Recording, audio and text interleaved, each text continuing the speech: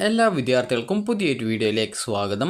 ഈ വർഷത്തെ LBS nursing and paramedical degree കോഴ്സുകളിലേക്കുള്ള പ്രവേശനത്തിനായിട്ട് അപേക്ഷ സമർപ്പിച്ച വിദ്യാർത്ഥികളുടെ റാങ്ക് ലിസ്റ്റ് എപ്പോഴാണ് പ്രസിദ്ധീകരിക്കുക എന്നുള്ളത് പല വിദ്യാർത്ഥികളും ചോദിക്കുന്ന കാര്യമാണ്. അപ്പോൾ അതിനു മുമ്പായിട്ട് വിദ്യാർത്ഥികൾ ശ്രദ്ധിക്കേണ്ടത്, നിങ്ങൾ SC ST വിഭാഗത്തിൽപ്പെട്ടിട്ടുള്ള വിദ്യാർത്ഥികൾ ആണ് എങ്കിൽ നിങ്ങളുടെ SC ST reservation claim accept ചെയ്തിട്ടില്ല എങ്കിൽ, അതായത് നിങ്ങൾ SC ST വിദ്യാർത്ഥികൾ ആണ് എന്നാൽ നിങ്ങളുടെ ആ റിസർവേഷൻ ക്ലെയിം നിരസിക്കപ്പെട്ടിട്ടുണ്ട് എങ്കിൽ അങ്ങനെയുള്ള അപേക്ഷകർക്ക് നിങ്ങളുടെ അപേക്ഷ ജനറൽ വിഭാഗത്തിലേക്ക് പരിഗണിക്കുന്നതിനായിട്ട് അപേക്ഷാ ഫീസിൻ്റെ ബാക്കി ഉള്ള തുക 400 രൂപ അടക്കുന്നതിന് 9/7/2024 അതായത് നാളെ വരെ സമയം അനുവദിച്ചിട്ടുണ്ട്. അതുകൊണ്ട് തന്നെ അപേക്ഷകരുടെ ഹോം പേജിൽ ലോഗിൻ ചെയ്ത് balance fees to be paid എന്നുള്ള ലിങ്കിലൂടെ പേ ബട്ടൺ ക്ലിക്ക് ചെയ്താൽ നിങ്ങൾക്ക് ആ ഒരു ഫീ പേയ്മെൻറ്റ് ചെയ്യാൻ സാധിക്കുന്നതാണ്. അപ്പോൾ വിദ്യാർത്ഥികൾക്ക് അതുപോലെ തന്നെ നിങ്ങളുടെ അപേക്ഷയിൽ തെറ്റായിട്ടുള്ളതോ അല്ലെങ്കിൽ അപ്ലോഡ് ചെയ്യാത്തതോ ആയ ഡോക്യുമെൻറ്റുകളെക്കുറിച്ച് ലോഗിൻ പോർട്ടലിലൂടെ നിങ്ങൾക്ക് ഇതിനകം അറിയിപ്പ് ലഭിച്ചിട്ടുണ്ട് എങ്കിൽ അങ്ങനെയുള്ള അപേക്ഷകർ 2024 ജൂലൈ, അതായത് 2024 ജൂലൈ 11 ആ ഒരു തീയതിക്കും അതുപോലെ തന്നെ ജൂലൈ 14 ഇടയിൽ ആവശ്യമായിട്ടുള്ള ഡോക്യുമെൻറ്റുകൾ അപ്ലോഡ് ചെയ്ത് നൽകേണ്ടതാണ്. പുതിയ ക്ലെയിമുകൾ പരിഗണിക്കുന്നതായിരിക്കില്ല.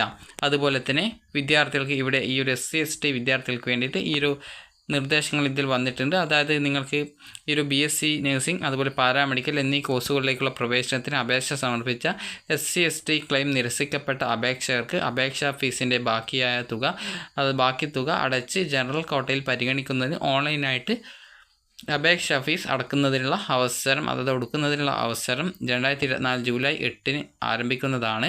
അപ്പോൾ ജൂലൈ 8 മുതൽ 9 തീയതി വരെയാണ് വിദ്യാർത്ഥികൾക്ക് അതിനുള്ള അവസരം.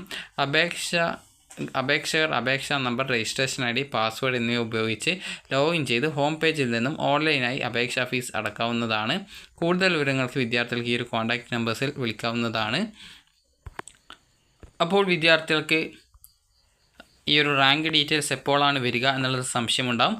അതായത് നിങ്ങൾക്ക് ഈ ഒരു ജൂലൈ 14 വരെയാണ് വിദ്യാർത്ഥികൾക്ക് ഈ ഒരു പ്രൊഫൈൽ വഴി നിങ്ങൾക്ക് വല്ല നോട്ടിഫിക്കേഷനോ അറിയിപ്പോ വന്നിട്ടുണ്ടെങ്കിൽ അതുവഴി നിങ്ങൾക്ക് ആ ഒരു ഡോക്യുമെൻറ്റുകൾ അപ്ലോഡ് ചെയ്ത് കൊടുക്കാനായിട്ട് സാധിക്കുക. പുതിയ ഡോക്യുമെൻറ്റുകൾ അപ്ലോഡ് ചെയ്ത് കൊടുക്കാനായിട്ട് സാധിക്കുന്നതല്ല.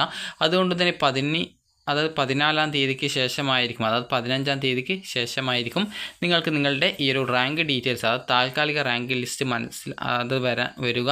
അപ്പോൾ അതുകൊണ്ട് തന്നെ താൽക്കാലിക റാങ്ക് ലിസ്റ്റ് ആ ഒരു 15 തീയതിക്ക് ശേഷം മാത്രമേ പ്രസിദ്ധീകരിക്കുകയുള്ളൂ. അപ്പോൾ ഈ ഒരു ഡോക്യുമെൻ്റ് അപ്ലോഡ് ചെയ്യുക അതുപോലെ തന്നെ മറ്റുള്ള കാര്യങ്ങളൊക്കെ നടക്കുന്നത് കൊണ്ടാണ് ഈ ഒരു 15 തീയതിക്ക് ശേഷം നിങ്ങളുടെ ആ ഒരു അതായത് റാങ്ക് ലിസ്റ്റ് പ്രസിദ്ധീകരിക്കുന്നത്. അപ്പോൾ റാങ്ക് ലിസ്റ്റ് വന്ന ശേഷം നിങ്ങൾക്ക് അതുമായി ബന്ധപ്പെട്ട് പരാതികളുണ്ടെങ്കിൽ അത് അറിയിക്കാവുന്നതും അതിനുശേഷം മെയിൻ റാങ്ക് ലിസ്റ്റ് വരികയും ചെയ്യുന്നതായിരിക്കും. അപ്പോൾ ആ ഒരു വരുന്ന സമയത്ത് തന്നെ നിങ്ങളുടെ ഇൻഡെക്സ് മാർക്കും അതുപോലെ തന്നെ മറ്റ് കാര്യങ്ങളുമൊക്കെ പ്രസിദ്ധീകരിക്കും. അപ്പോൾ അത് വന്ന ശേഷം പിന്നീട് മാത്രമാണ്, അതായത് മെയിൻ റാങ്ക് ലിസ്റ്റ് വന്ന ശേഷം മാത്രമാണ് വിദ്യാർത്ഥികൾക്ക് കോളേജ് കോഴ്സുകളൊക്കെ ആഡ് ചെയ്യാനുള്ള അവസരം വരിക. അപ്പോൾ നിങ്ങൾക്ക് ആ ഒരു ഘട്ടത്തിൽ നിങ്ങളുടെ താല്പര്യമുള്ളത്ര കോളേജുകളൊക്കെ ആഡ് ചെയ്ത് കൊടുക്കാം. പ്രത്യേകം ശ്രദ്ധിക്കേണ്ടത്, അലോട്ട്മെൻറ്റ് കിട്ടിയാൽ അഡ്മിഷൻ എടുക്കുമെന്ന് ഉറപ്പുള്ള കോളേജുകൾ മാത്രമേ നൽകാവൂ. അതുപോലെ തന്നെ ആദ്യ ഘട്ടത്തിൽ വന്നിട്ടുള്ള കോളേജുകളൊക്കെ ആ ഒരു ഘട്ടത്തിൽ തന്നെ നിങ്ങൾ നൽകണം. പിന്നീട് ആ ഒരു കോളേജുകളൊന്നും നൽകാനായിട്ട് സാധിക്കുന്നതായിരിക്കില്ല. അപ്പോൾ വിദ്യാർത്ഥികൾക്ക് ഈ ഒരു വീഡിയോ ഉപകാരപ്രദമായിട്ടുണ്ടെങ്കിൽ ലൈക്ക് ചെയ്യുക, ഷെയർ ചെയ്യുക. Thank you for watching.